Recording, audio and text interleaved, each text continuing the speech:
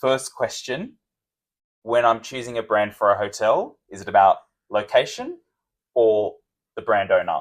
I honestly think, first of all, is that all the brands are owned by brand houses. So you've got global and then you've got regional brand houses. So I think very much more if you are building a hotel in a city or in a resort or in a regional location, it is about deciding who your target market is, what kind of build you're going to do. Are you going to build a luxury hotel? Are you going to build a mid-scale hotel? So at the end of the day, I always like starting with who you're going to partner with. Okay. And do you have a preference to go with global brands or regional brands? Again, I think if you let's instead of talking in general terms, take for instance Australia or as an example.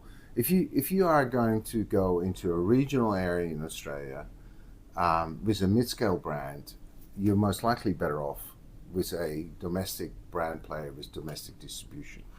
If you are in Sydney and you're going for this a luxury brand, you're most likely better off as an international brand that has global reach, that can tap into their global loyalty program, that will drive business into that luxury hotel. The ProInvest Group has a hotel in the Sydney CBD, the Kimpton Margot Sydney. Why Kimpton?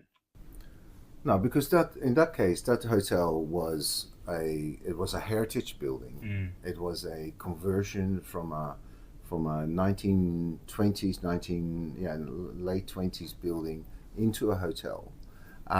It is at the luxury end of the brand scale.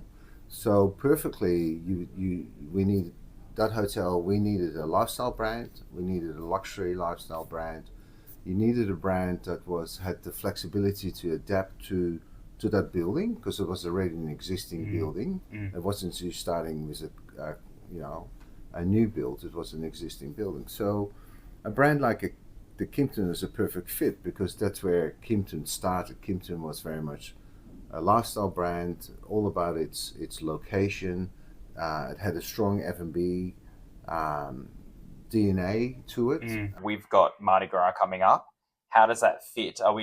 Do we expect it to be mainly domestic, or do we see that Kimpton will be drawing more of the international guests? No, I honestly think you'll see both. We as the Kimpton has ramped up and now it's starting to to be at that stage where it's stabilized in the market and everyone knows the Kimpton Margot. You're seeing that it's very strong pull in the US market. If, for example, ProInvest announced tomorrow that we're going to do another hotel in Melbourne, what brand would you choose? I always felt that Kimpton would be great in Melbourne, and we've looked at a few options as on the luxury lifestyle end.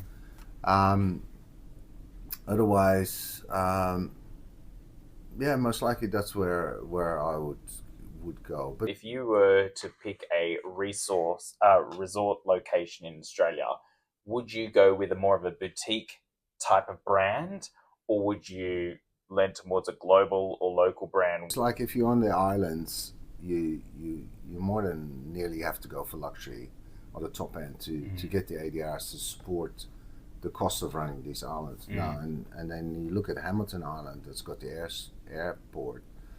It's covers all spectrums of the accommodation trade. And then Gold Coast is different again. But if you really going regional and purely destinational driven, you'd definitely be at the smaller end of the hotel size and at the luxury end. That's where I would be going.